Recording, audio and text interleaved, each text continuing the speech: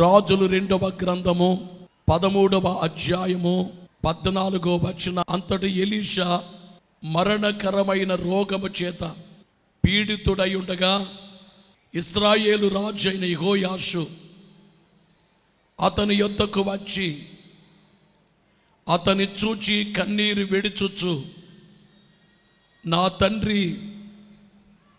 తండ్రి ఇశ్రాయేలు వారికి రథమును రౌతులను నీవే అని ఏడ్చెను. ఇశ్రాయేలు రాజు ఎలీషాతో మాట్లాడేటువంటి మాట ఏమిటంటే, నా తండ్రి ఇశ్రాయేలు వారికి రథమును రౌతులను నీవే అని ఏడ్చాను. ఎలీషా ఏమై ఉన్నాడట? రథమై ఉన్నారట, రౌతు అయి ఉన్నారట. ఎలీషా అనబడేటువంటి ఆయన ప్రవక్త. ఈ ప్రవక్త ప్రార్థన చేస్తే చనిపోయినటువంటి షూనేమియురాలు కుమారుడు బ్రతికాడు. ఎలీషా ప్రవక్తను దేవుడు ఏర్పాటు చేసుకున్నారు. ఎలీషా కంటే ముందు ఓ ప్రవక్త ఉన్నాడు, ఆయన పేరు ఏలియా, ఆయన గురువు గారు. ఆ గురువు గారు గూర్చి కూడా రాజులు 2వ గ్రంథము 2వ అధ్యాయము 12వ వచనములో అగ్ని గుర్రాలు రథాలు వచ్చాయి. ఏలియాను ఎలీషాను వేరు చేసినప్పుడు ఎలీషా అది చూచి, నా తండ్రి ఇశ్రాయేలు వారికి రథమును రౌతులను నీవే అని కేకలు వేసాను. మొదటిగా ఎలీషా అనేటువంటి మాటకు అర్థం ఏమిటంటే, దేవుడే రక్షకుడు. ఈ పరిశుద్ధ గ్రంథం బైబిల్లో ఎలీషా రక్షకుడే. అంతకంటే ముందు మోషే గారు ఒక రక్షకుడు. ఇశ్రాయేలీయులు అనబడేటువంటి ప్రజలను ఐగుప్తు నుండి విడిపించి నడిపించడానికి మోషే ఒక రక్షకుడు. ఈ పరిశుద్ధ గ్రంథం అయినటువంటి బైబిల్లో అనేక మంది రక్షించిన వాడు ఉన్నారు. అందరికంటే అసలైనటువంటి రక్షకుడు, అందరికంటే శ్రేష్ఠుడు, రక్షకులందరికంటే మించినటువంటి రక్షకుడు యేసు ప్రభువే. లోకమందున్నటువంటి రక్షకులే కొన్నిటి నుంచి రక్షించవచ్చు. నెల్సన్ మండేలా తన జాతి రక్షించబడటానికి ఆయన పోరాడారు. అలాగే మన దేశాన్ని బ్రిటిష్ వారి నుండి రక్షించుకోవడానికి అనేక మంది స్వాతంత్ర్య సమర యోధులు పనిచేశారు. కానీ ఈ బైబిల్లో ఉండేటువంటి రక్షకుడే అలాంటి రక్షకుడు కాదు. ఈయనే పాపముల నుండి మానవులను రక్షించేటువంటి రక్షకుడు. గబ్రియేలు దేవదూత మరియతో ఏం చెప్పారు? పుట్టబోవు శిశువు పరిశుద్ధుడై దేవుని కుమారుడు అనబడును. పుట్టబోవు శిశువు ఎవరు? పరిశుద్ధుడు. యోసేపు దగ్గరికి వచ్చిన గబ్రియేలు ఏమన్నారు? తన ప్రజలను వారి పాపముల నుండి ఆయనే రక్షించును గనుక ఆయనకు యేసు అని పేరు పెట్టుదువని. యేసు అనే మాటకి అర్థం ఏమిటంటే రక్షకుడు. ఈ లోకములో ఎన్ని చేసినా పాపాలు పోవు, ఎన్ని పుణ్యక్రియలు చేసినా పాపాలు పోవు, ఎక్కడికి వెళ్ళినా పాపాలు పోవు. పాపముల నుండి విడిపించేది ఒకే ఒకరు. వారెవరు? పాపము లేనివారు. యేసు వారెవరు? పాపము లేనివారు. పాపము లేని ఆయనే పాపుల్ని రక్షించగలరు. కళ్ళున్న వారే కళ్ళు లేని వారికి దారి చూపగలరు. ఒక పరిశుద్ధుడే పాపిని రక్షించగలరు, కానీ పాపిని రక్షించలేరు. ఈ ప్రపంచంలో మానవ మనుగడ ఆరంభమైన మొదలు ఈ రోజు వరకు ఏ తప్పు లేకుండా అనేకమైన గ్రంథాలు చూస్తుంటే ఒకే ఒకరు పాపము లేని వారు కనబడుతున్నారు. ఆయనే ప్రభువైనటువంటి యేసుక్రీస్తు. యేసు మహారాజుకు యేసునాథుడు పరిశుద్ధుడు. ఈ పరిశుద్ధుడైనటువంటి ఈయనే తన ప్రజలను వారి పాపముల నుండి రక్షిస్తారు. అలాగుననే లూకాసు వార్తలో 19:10 చూస్తే, నశించిన దానిని వెదకి రక్షించుటకు క్రీస్తు యేసు ఈ లోకమునకు వచ్చెను. ఎందుకు వచ్చారు? నశించిన దానిని వెదకి రక్షించడానికి వచ్చారు. పాపులకై వచ్చినావా, పాపులను కరుణించినావా, పాపులకై పాపులను కరుణించినావా, ప్రాణదానము చేసిన. చేతులు పైకెత్తి చప్పట్లు. దేవా పరలోకము తెరచి. యేసునాథుడు, ఆయన పేరేం పేరు? రక్షకుడు. యేసువనగా రక్షకుండు, ఎవరినైనను రక్షించును. యేసువనగా రక్షకుండు, క్రీస్తువనగా నియమితుండు, కేవల మేర్పాటు పురుషుడు. దేవుడొకడే, క్రీస్తునొకరే, దేవుని గ్రంథంబునొకటే, సంఘమొకటే, ఐక్యమొకటే, సత్య సిద్ధాంతమును ఒకటే, మహిమ జీవన మొకటే, మోక్ష మందిరమును ఒకటే. ఆమేన్. యేసునామ స్మరణ చేయండి ప్రియులారా, క్రీస్తు యేసునామ స్మరణ చేయండి. యోహాను సువార్తలో 12వ అధ్యాయము 47వ వచనము చివరిలో, లోకమును రక్షించుటకే వచ్చి తిని. రోమా పత్రిక 5వ అధ్యాయము 9వ వచనములో, ఆయన ద్వారా అనగా యేసు ద్వారా ఉగ్రత నుండి రక్షింపబడుదుము. హెబ్రీ పత్రిక 7:25లో, సంపూర్ణముగా రక్షించుటకు శక్తిమంతుడై ఉన్నాడు. ఇలా వినాలి ప్రియులారా. ఇందుకీ ఎలీషా అనే మాటకు అర్థం ఏమిటంటే, దేవుడే రక్షకుడు. ఈ బైబిల్లో అసలైనటువంటి రక్షకుడు యేసు. వేలాదిగా ఈ వాక్యాన్ని వినేవారులారా, నీవు ఏ స్థితిలో ఉన్నా నిన్ను రక్షించడానికి ఆయన సమర్థుడు. ఈ కష్టముల నుండి నన్ను విడిపించేది ఎవరు? అలాగే నా బాధల్లో నన్ను రక్షించేది ఎవరు? దేవుడు రక్షించగలరు. నరకము నుండే రక్షించిన దేవుడు, పాతాళము నుండి రక్షించే దేవుడే నిన్ను ఆపదల నుండి రక్షించలేరా? నీకుండే కరువు నుండి, ఆ కరువులో నీకు సమృద్ధిని ఇవ్వలేరా? మోక్షాన్నిచ్చే దేవుడే నీకేమి ఇవ్వలేరు? కాబట్టి మీ అందరికీ తెలియచేసేది ఏమిటంటే, యేసు వైపు చూడండి. అక్కడే దుఃఖముతో ఇష్మాయేలు చావు చూడలేక ఏడుస్తుంది హాగరు. నీళ్లు లేవు, అరణ్యములో ఎంత దూరం వెళ్ళినా నీళ్లు ఉండవు కదా. నీళ్లు లేక అలమటిస్తూ ఒకవైపు ఆ కుమారుడే దాగముతో ఏడుస్తుంటే, కుమారుడి చావు చూడలేక పొదచాటున కొడుకుని వేసి వచ్చి ఏడుస్తుంది.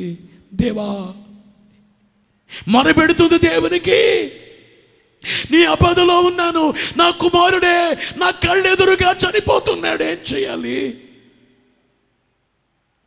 ఎప్పుడైనా కానీ పిల్లలైన వారు ఏడుస్తుంటే తట్టుకోలేం. అడిగి జ్వరం వస్తే ఆ జ్వరం ఏదో నాకు రావాలనుకుంటాం. ఆపరేషన్ చేయవలసి వస్తే ఆపరేషన్ నాకైతే బాగుండనిపిస్తుంది ఆ తల్లికి తండ్రికి. అలాంటిదే కన్న కుమారుడే అరణ్యములో చచ్చిపోతుంటే ఆ తల్లికి ఎంత బాధ. అందుకే ఏడుస్తుంది, దేవాని మొరపెడుతుంది, కన్నీళ్లు కారుస్తుంది, దేవుని వేడుకుంటుంది. వేడుకుంటూ మన సమయంలో దేవుని దూత వచ్చారు, మాట్లాడుచున్నారు. హాగరు, ఇదిగో నీటి ఓట ఇక్కడే తీయబడుతుంది. యేసు మహారాజుకు ఆపదలే ఏ వేళ నన్నావారించును, రించుచుండు.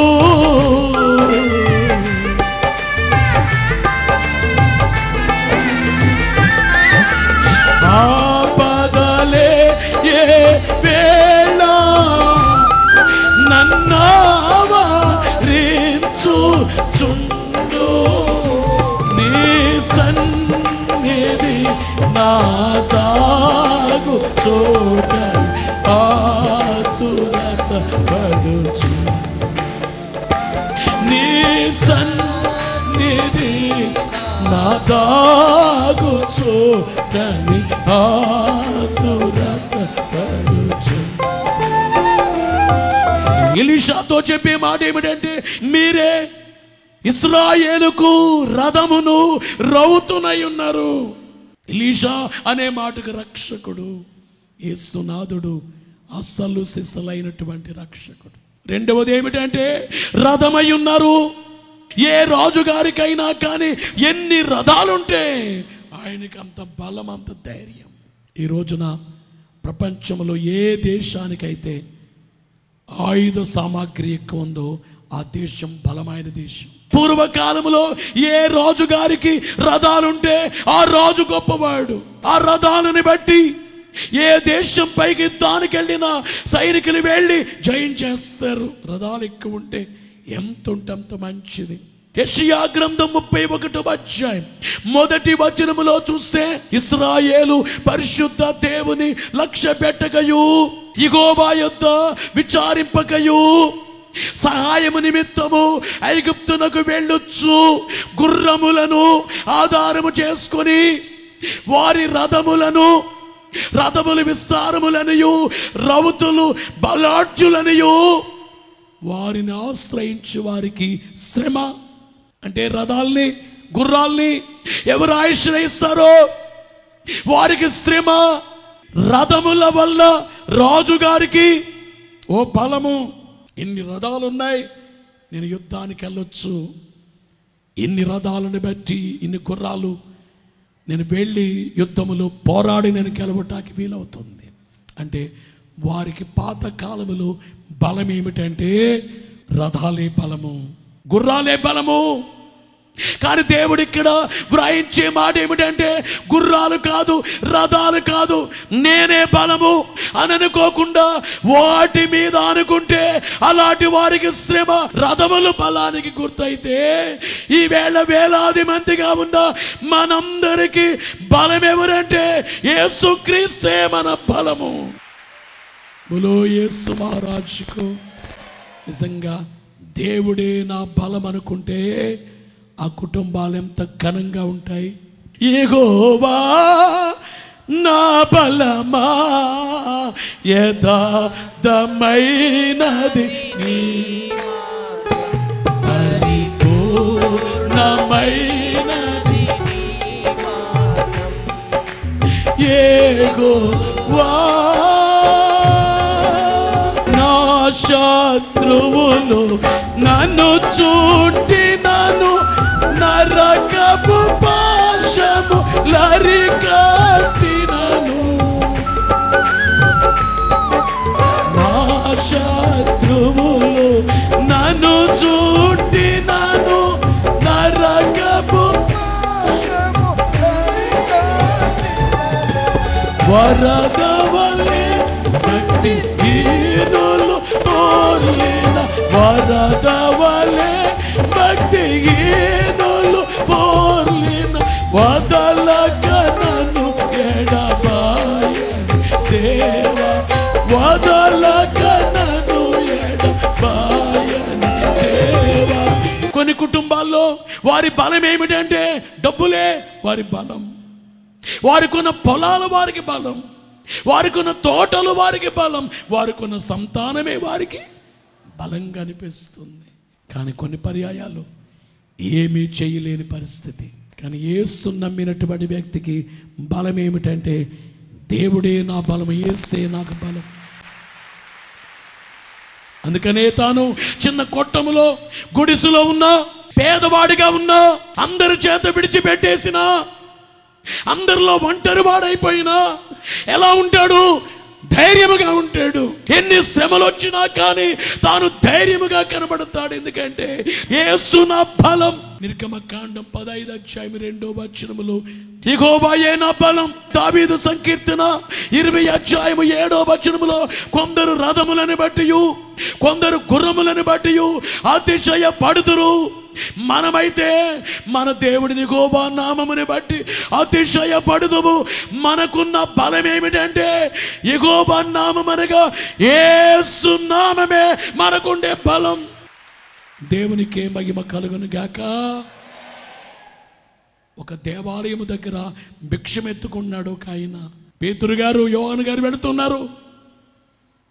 భిక్షం అడిగాడు ధర్మం చేయమని. పేతురు గారు అంటున్నారు, మా వైపు తేరు చూడు. ఏమనిపిస్తుంది? అందరూ వెండి నాణాలు వేస్తున్నారు, బంగారం నాణాలు వేస్తారేమో వీళ్ళు. తేరు చూడమంటున్నారంటే అందరికంటే ఎక్కువ దొరుకుతుంది వీళ్ళ దగ్గర అనుకున్నాడు. కానీ పేతురు గారు అంటున్నారు, వెండి బంగారములు మా వద్ద లేవు. ఇదేంటి మరి? ఎందుకు చూడమన్నారు? ఏమి ఇవ్వనప్పుడే నన్ను ఎందుకు చూడమని అనాలి? పేతురు గారు అంటున్నారు, వెండి బంగారములు నా యొద్ద లేవు గాని నాకు కలిగినదే నీకిచ్చుచున్నాను. నజరేయుడైన యేసుక్రీస్తు నామమున నడుమని చెప్పి నీవు నడువు. ఏ నామములో? యేసు నామములో నడువు. నా దగ్గర అదే ఉంది, యేసు నామం. యేసు నామములో నడవమని ఆ పుట్టి కుంటివాడికి చెప్పగానే లేచి ఆ కుంటివాడు నడుస్తున్నాడు, పరిగెడుతున్నాడు. బోలో యేసు మహారాజ్కు. మనకి ఏమున్నది అంటే యేసు నామము. నా యేసు నామము నామను ధ్యానము. నా యేసు నామము నామను ధ్యానం. శ్రీ యేసు నాదుడు నా ప్రాణం. శ్రీ యేసు నాదుడు నా ప్రాణం. నా యేసు నామము నామను ధ్యానము. రథాలు ఎలాగైతే బలానికి గుర్తో, ఈవేళ మనకి రథం ఎవరంటే యేసునాథుడే. మన బలం ఎవరంటే యేసునాథుడే. యేసునామమే మనకు బలము. యేసునామములో ప్రార్థనలు, యేసునామములో బాప్తిస్మం, యేసునామములో దేవుని అడిగితే ఎన్ని కార్యాలు. కాబట్టి ఇశ్రాయేలు వారికి రథము ఎలీషా అయితే ఈవేళ ప్రపంచంలో ఉన్న ప్రతి మనిషికి రథము క్రీస్తే బలము. అందుకనే బలహీనంగా ఉన్న వ్యక్తులకు చెప్పేది ఏమిటంటే, నీ బలము యేసునాథుడే గనుక నీవు రా. పాపి రోగి బీదవాడా, పాపి రోగి బీదవాడా, అప్పులున్నవాడా, అప్పులున్నాయా, ఆసిపోయినవాడా, యేసునామ స్మరణ ఎంచి చూడు. యేసునామ స్మరణ ఎంచి చూడు. అట్టి ఎట్టి ఎట్టి కష్టములున్న నాడు యేసునామ స్మరణ ఎంచి చూడు. అట్టి ఎట్టి ఎట్టి సంశయములున్న నాడు, అట్టి ఎట్టి ఎట్టి సంశయములున్న నాడు యేసునామ స్మరణ ఎంచి చూడు. యేసునామ స్మరణ ఎంచి చూడు. ఓ పాపి, నువ్వు రా, నీ పాపాలు పోవాలంటే యేసే. ఓ రోగి, ఓ బీదవాడా, అప్పులున్నవాడా, ఆసిపోయినవాడా, బలము లేదని నీవే ఒంటరిగా. చాలా మంది సూసైడ్ చేసుకుంటారు. ఎవరు చేసుకుంటారు సూసైడ్? బలహీనులు చేసుకుంటారు. నా జీవితం ఎందుకు అన్నవాడు చేసుకుంటారు. ఒక ఇంట్లో భర్తే సరిగ్గా లేకపోతే ఆ భార్య చనిపోద్ది. ఆమె బలం ఆమె భర్త అనుకుంది, పిల్లల బలం అనుకుంటారు. కాదు కాదు కాదు, దేవుడే నాకు బలమై ఉన్నారు. దేవుడే బలం. బోలో యేసు మహారాజుకు. ఇంతకీ యేసునాథుడు ఏమై ఉన్నారు? రక్షకుడైతే రక్షకుడైన యేసునాథుడే రథమై ఉన్నారు. రథమై ఉన్నారు అనగా బలమై ఉన్నారు. రెండోది రౌతై ఉన్నారు. రౌతు ఏం చేస్తాడు? ఆ రథాన్ని నడిపిస్తాడు. రౌతు గుర్రాన్ని కట్టి పైన నిలబడి ఇటెల్లు అటెల్లు. అలాగే యేసునాథుడు ఏమై ఉన్నారంటే రౌతై ఉన్నారు అనగా నీవు ఎలా నడవాలో నిన్ను నడిపించేటువంటి వారై ఉన్నారు. దావీదు సంకీర్తనలు 78:13 చరణములో మనము చూస్తే ఆయన సముద్రమును పాయలుగా చేసి వారి అద్దరికి నడిపించెను. సముద్రమును పాయలుగా చేసి యెహోవా తండ్రి ఇశ్రాయేలీయులైన వారినే నడిపించారు. నిర్గమకాండము 13:21 వారు పగలు రాత్రియు ప్రయాణము చేయనట్లుగా యెహోవా త్రోవలో వారిని నడిపించుటకై పగటి వేళ మేఘ స్తంభములోను వారికి వెలిగించుటకు రాత్రి వేళ అగ్ని స్తంభములోను ఉండి వారికి ముందుగా నడుచుచు వచ్చెను. బలో యేసు మహారాజుకు. 78వ సంకీర్తన 52 అయితే గొర్రెల వలె ఆయన తన ప్రజలను తోడుకొని పోయెను. ఒకడు మందను నడిపించునట్లు అరణ్యములో ఆయన వారిని నడిపించెను. ఇంతకీ దేవుడేమై ఉన్నారు? నడిపించే రౌతై ఉన్నారు. అరణ్యములో వారిని నడిపించారు. యెషయా గ్రంథము 48:21 చూస్తే ఎడారి స్థలములలో ఆయన వారిని నడిపించెను. వారు తప్పికొనలేదు. రాతి కొండలో నుంచి వారి కొరకు ఆయన నీళ్లు ఉప్పక చేసెను. ఆయన కొండను చీల్చగా నీళ్లు ప్రవాహముగా బయలుదేరను.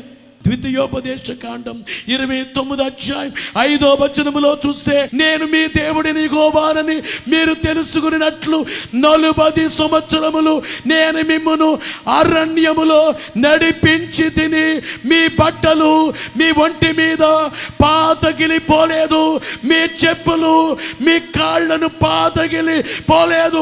ఇశ్రాయేలీయుల్ని అరణ్యములో ఎవరు నడిపించారు? ద్వితీయోపదేశకాండము 32:11 పక్షిరాజు తన గూడు లేపి తన పిల్లల పైన అల్లాడుచు రెక్కలు చాపుకొని వాటిని పట్టుకొని తన రెక్కల మీద వాటిని మోయినట్లు యెహోవా వారిని నడిపించెను. బోలో యేసు మహారాజుకు. ఇశ్రాయేలీయులైన వారికి రౌతెవరు? దేవుడే. అందుకే నేను చాలాసార్లు మాట అంటాను, ఒక విమానాన్ని దేవుడు నడిపితే ఎప్పుడైనా ప్రమాదానికి గురవుద్దా? ఒక కారు దేవుడు డ్రైవ్ చేస్తుంటే అది ఎప్పుడైనా యాక్సిడెంట్ అవుద్దా? అలాగే గమనించే మాట ఏమిటంటే దేవుడే ఇశ్రాయేలీయులను నడిపించారు కాబట్టి ఎర్ర సముద్రములో నడిపించేశారు. 40 సంవత్సరాలు అరణ్యములో నడిపించేశారు. పగలు మేఘ స్తంభములో ఉండి నడిపించారు. రాత్రి అగ్ని స్తంభములో ఉన్నారు. యెషయా గ్రంథము 40:11 చూస్తే గొర్రెల కాపరి వలె ఆయన తన మందను మేపును. తన బాగువుతో గొర్రె పిల్లలను కూర్చి రొమ్మును ఆనించుకొని మోయును. పాలిచ్చు వాటిని ఆయన మెల్లగా నడిపించును. అలాగే కొత్తగా వచ్చిన వాళ్ళని నడిపిస్తారు, బలమైన వారిని నడిపిస్తారు, ఏమి చేతకాని వారిని నడిపిస్తారు.